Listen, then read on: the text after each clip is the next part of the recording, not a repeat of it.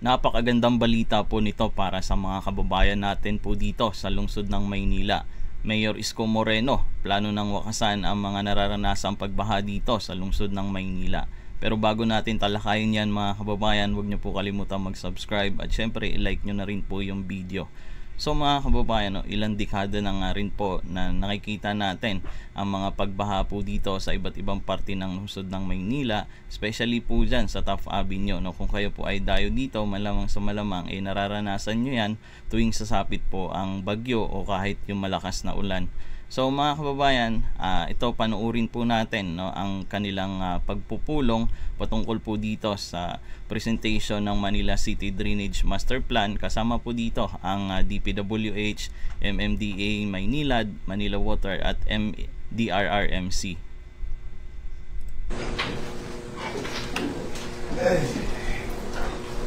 Good morning.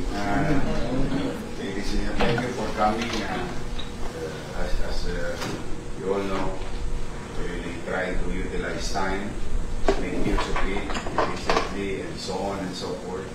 That's why we were called, because I just received an information of an assumption that the plan that we have made to consult and somehow with the Drainage Master Plan in July 2021. So ibig sabihin mga kababayan, napakatagal na palang plano na para maisakatuparan sana ni Mayor Isko itong Drainage Master Plan nga po dito sa lungsod ng Maynila noong siya pa ay mayor, Yan, April ba yun? 2021? Noong mayor pa ako, nangyari na. I'm happy to see it now, because I just spoke with our three partners with regard to infrastructures being introduced to the city. Nakakapwa namin I beg the indulgence, may mga corner. Yes, sir. From do you understand? from Korea, sir. So ibig sabihin yung mga partners na minimin niya yan siguro yung mga pupondo I'm not sure pero yun yung pagkakaintindi ko. Ang kinagandahan lang dito na talagang maisakatuparan ito kasi nakikipag-coordinate yung mga ibang may posibilidad na magbubutas ng mga kalsada, katulad na naman po nitong ibang mga government agency natin, DPWH, MMDA at saka itong mga private company, Maynilad and Manila Water. So sila po kasi yung isa sa mga nakikita natin na gumagawa sa mga kalsada tungkol po dyan sa drainage. Try to speak Tagalog at English. But ahead of this meeting, about 2 days ago, I already spoke with the regional director, the south of Manila, and the north of Manila director, sa ating partners sa DPWH. They're very excited that Manila is the only city na meron ng drainage master plan. Okay, so ibig sabihin yung iba pang mga city o kalapit syudad po dito sa atin sa Maynila ay wala din po pala silang mga master plan ay kung nagkataon ito ikaw na unahan na magkakaroon ng master plan at ang kinagandahan doon ay madaling matrace kung sakaling merong barado o kung saan kung ano man ang magiging problema o cause ng pagbaha ay mas mabilis na masolusyonan po ito. Very excited. Kasi sabi ko, isa hukay kayo ng hukay kung sasaan gumawa ng drainage na hindi naman nag-uusap, hindi naman nagpapangita. At least meron na tayo yung idea. So yun yung sinasabi ko kanina mga kababayan, hukay dito, hukay doon. So magkaibang company, hindi nagkakatugma ito yung hukay ng isa, dito ang isa. So paano magko-connecta yung isang drainage, paano lalabas yung isang liquid water o yung tubig na dadaloy. They're very excited. We have MMDA here. Yes, sir. Yan. Yes, in MMDA, they introduce also infrastructure projects in the city, in their own level, as Metro Manila Development Authority. Manila also, as a local government, ganun din. Nag-i-introduce din kami ng infrastructure project. What we're doing nowadays is to put up band-aid solutions or temporary solution by declogging. So yun yung mga nakikita natin ngayon mga kababayan na ginagawa dito sa lungsod ng Maynila. Simula nung umupo nga po dito si Mayor Isko nung ilang araw ang nakalipas ay nagkakaroon nga po ng declogging sa iba't ibang parte ng Maynila, no? Yan yung mga nakikita natin. Our drain so that we can create more capacity. But time will catch up with the changing weather, the volume of liquid, water,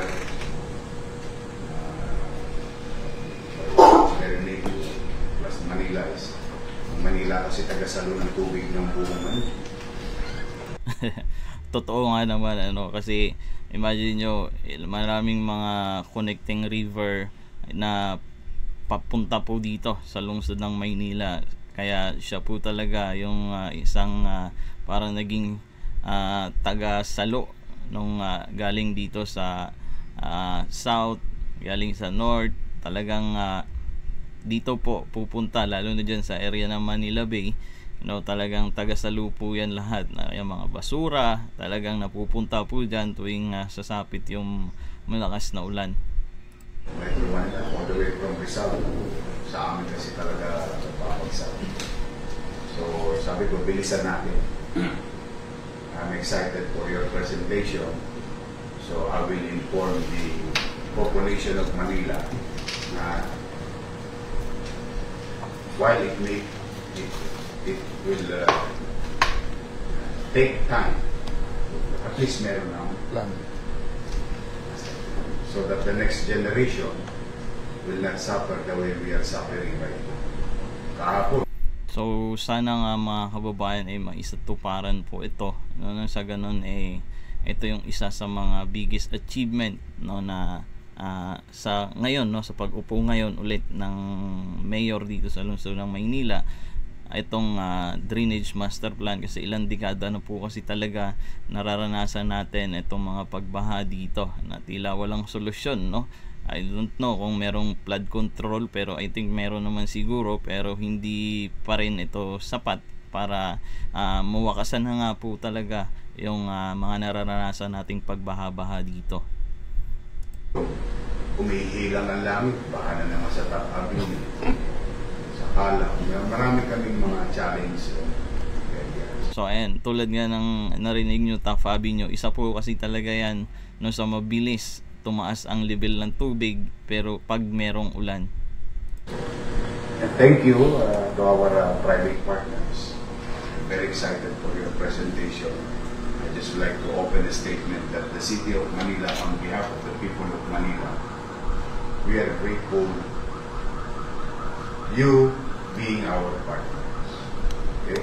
So welcome to the city government. This is now your city government. The one that you're facing is the national government and the city government working hand in hand. So maraming salamat sa inyo. Now we start with the presentation or pakilala mo Yes, na sila. ma'am. Mayor, good morning po. Good morning to everybody. Mayor, I'd like to introduce our participants for this morning meeting. We'd like to acknowledge from Woodfields, Dr. Reynaldo Medina, Chairman Emeritus, and Engineer Abel Binacion, President and CEO of Woodfields. And then from Kyongo Engineering and Architects, headed by the President, Mr. Ja Hun Kyu. Ito yung nakamawasay. Siguro itong foreigner partner ito, para maisakatuparan nga po itong plano. Mayor. And we would like also to acknowledge our partner agencies of the government. We have from South Manila, D.E. Manny Bulusan and his team. D.E. Dennis Sandoval from the North and his team. We have from DPW. Yung regional director natin. NCR Regional Director, General Opulencia. And from DPWH Major Flood Control, Engineer Eng Sokro. We have our partner from Maynila, sir, Sir Zimel Travillo and his team. We have from MMDA headed by Sir Alex Muhammad. From the local government, sa City Planning Development Officer Mark De Leon. From MDRMO, Sir Angeles, and our city engineer, Engineer Malandres, and our Chief of Staff, Sir Cesar Chavez. So ayan, nandyan naman yung mga iba't ibang representante ng mga maaaring tumulong po dito, no, para maisakatuparan nga po itong Manila City Drainage Master Plan, no. Hopefully mas mapabilis pa, no, na magawa ito nang sa ganun masolusyonan na, no, kasi katulad nga ng sabi ni Mayor kanina, ito ay pansamantala lamang yung ginawang solusyon, no, para mawakasan nga po ang pagbaha dito sa lungsod ng Maynila. We also invited Sir Manila Water. Kulang lang po namin. Sir, ang magpapresent po. Importante kasi nakasama ang Manila Water at saka Maynila. Umuhukay din ang lupa namin yan. At gumagawa rin sila ng sewage. At least, makikita na. Meron kasi kaming mga incident. But, well, it's water under the bridge. It's there already. Wherein nakikidot-dot sa amin yung contractor nila para makatipid. Kasi hindi naman nakikita yung ilalim ng lupa pag natabunan na So ngayon, I think their attention are called already. Kapag gumawa sila ng tubo nila. Hindi yung sumasabay pa dun sa amin. Tinutusok ba? Okay. So yun pala yung isa sa mga ginagawa ng mga private katulad nitong Maynilad o Manila Water. Sinasama na lamang daw nila yung tubo doon sa tubo nitong lokal o ng national na drainage, ano. Pero ilang metro na lang o 10 feet pa yung tubo. Pwede naman doon sa drainage system diretso. But they know it already. So baka lang nagugulat kayo o baka, I don't know if you're familiar that the private sector should be involved in the general planning. At kung nagkahapon, natutuwa kami. Dapat lang na magkaroon ng general planning talaga, kasi dito sa lugar namin halos taon-taon mo na lamang nakikita na merong ginagawa dito ang Maynilad, no, ang yan, yung Maynilad na yan, lagi po talaga may ginagawa, hinuhukay dito. So sana magkaroon po ng solusyon ito. PLDT, cable companies, internet companies, and headed by Meralco, nagki-clean up na ng mga unnecessary, dead, underutilized, and unutilized wires in the city. So, small steps, baby steps. But gusto ko lang, for the record of this meeting, that's why they should be part of this, so that they will now know na meron ng general plan. Kaya pag magagawin sila, hihingi na lang sila ng kopya ng linya. And I'll tell you one incident. Because in the absence of the master plan,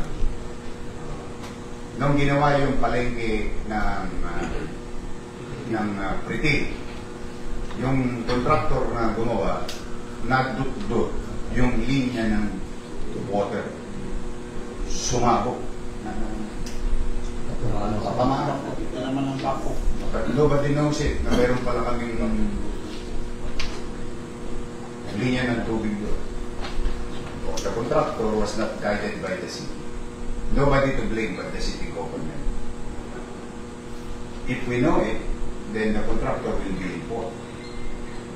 Hindi sana nawala ng tubig yung mga taga-Tondo, taga-District 2, up to Santa Cruz, inabot pa yata. Na nawala ng tubig ng ilang araw. So these are the things, that's why the private sector should be involved in the planning. parang kahit paano insignificant. Yan, isa lamang po yan sa sample mga kababayan na para maiwasan yung ganong pangyayari. Yan, dapat talaga magkaroon ng general master plan, no, para bigay mo na lang ang copy kung sino mga contractor yung gagawa sa area, para maiwasan nila na matamaan yung mga tubo na meron doon sa ilalim ng lupa, kasi hindi naman talaga nakikita yun, no. Sa bisa po ng master plan, no, maiiwasan. So anyway, sino pa ang Sir, nandito po yung Tagamanil Water si Ma'am Judy. Ayan. Water, Manila. Ayan. So yun nga mga kababayan, napakagandang balita po nito para po sa mga kababayan natin dito sa lungsod ng Maynila. Sana po maisakatuparan na nga po itong master plan, no, para mawawakasan na po yung pagbabaha po dito sa lungsod ng Maynila. So yun lamang po ang balita natin ngayon. Maraming salamat and God bless you all.